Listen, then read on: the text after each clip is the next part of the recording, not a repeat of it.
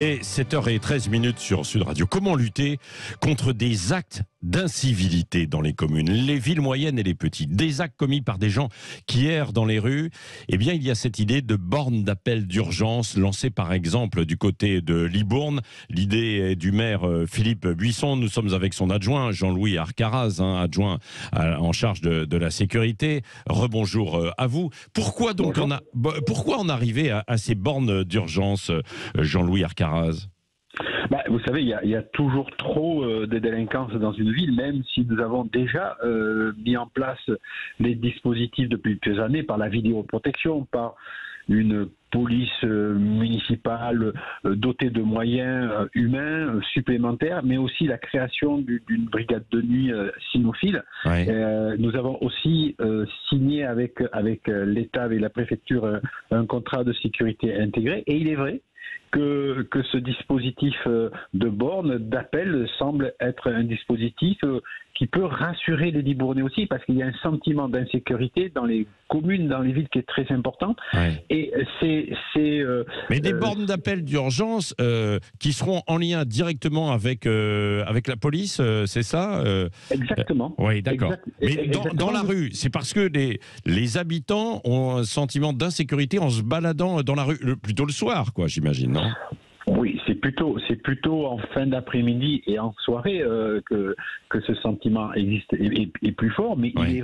il est vrai que nous constatons qu'il y a depuis quelque temps une problématique d'errance, de squat, de personnes qui s'alcoolisent et qui commettent des délits. Oui.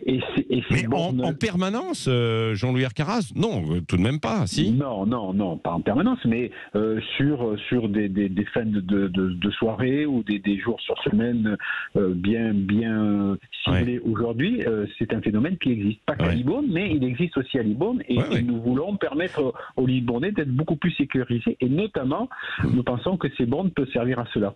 Alors, qui sont ces gens qui errent et qui ne sont pas logés, qui squattent, qui s'alcoolisent, alors?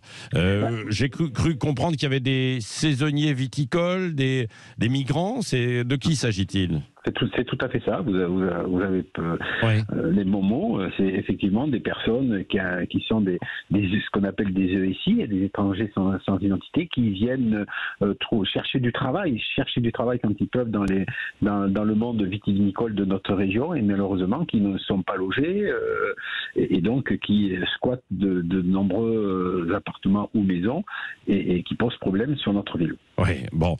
Vous avez vu si ça existait déjà ailleurs dans d'autres villes moyennes, Jean-Louis Arcaraz, ou pas? Oui, bien sûr, ça existe déjà. C'est pas nouveau comme procédé. Ça existe dans de nombreuses villes, mais ça existe aussi. Vous savez, les bornes d'appel sur les autoroutes, les bornes d'appel d'urgence dans les métros, dans les gares. Ce dispositif est efficient et en même temps, il permet d'alerter sur certaines incivilités, des comportements inadaptés qui ordinairement ne sont pas signalés. Et qui, là aussi, pourrissent la vie des Libournais.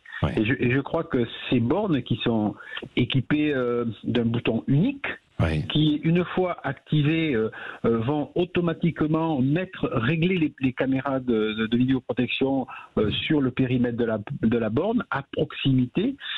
Une alarme se met en place, se déclenche afin de créer ce qu'on va appeler une bulle de protection autour de la borne, parce que le bruit est fort. Ah oui, il y a une alarme qui immédiatement. Exactement.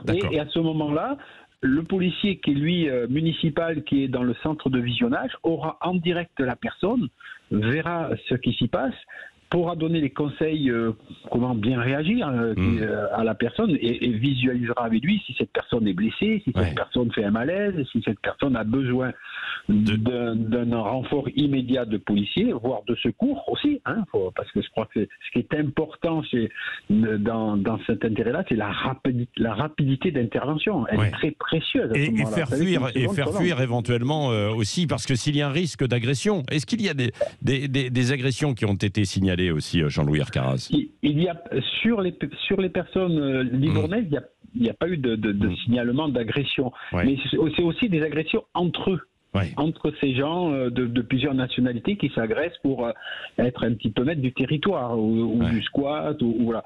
Mais en même temps, ça sécurise. Ce qui est important, ça sécurise la personne qui peut aussi avoir un vol, une agression, mais témoin d'un acte délictueux et pouvoir la rassurer parce que on n'a pas toujours l'immédiateté d'apprendre son téléphone, d'appeler le numéro de la gendarmerie, de la police municipale. Là, on appuie, clac, et dans les 4 secondes, on a une parole. Oui, Jean-Louis Arcaraz, la ville de Libourne, je pensais que c'était la tranquillité quand même dans cette petite ville. Ça ne l'est pas autant que ça, quoi. Hein. Déjà, il a fallu installer la vidéosurveillance, quoi, aussi avant ça. Oui, mais vous savez, c'est ce que connaissent aujourd'hui toutes les villes de France. Et même aujourd'hui, ça s'étend sur les petits villages. Je crois que ce qui est important, c'est de pouvoir répondre aux Libournais pour qu'ils se sentent en sécurité et de mieux vivre dans leur ville. Merci beaucoup pour toutes ces explications. Elles vont être installées dans les jours qui viennent, ou dans les semaines qui viennent. Exactement, dans les semaines qui viennent. Dans les semaines qui viennent. Dans des points. 4 sur la ville et une à l'extérieur de la ville sur un site de plage qui n'est pas tout le temps surveillé et donc qui permettra aussi l'appel des secours plus rapidement. Voilà, c'est ça, sur des sites stratégiques. Merci d'avoir été avec nous ce matin en direct sur Sud Radio.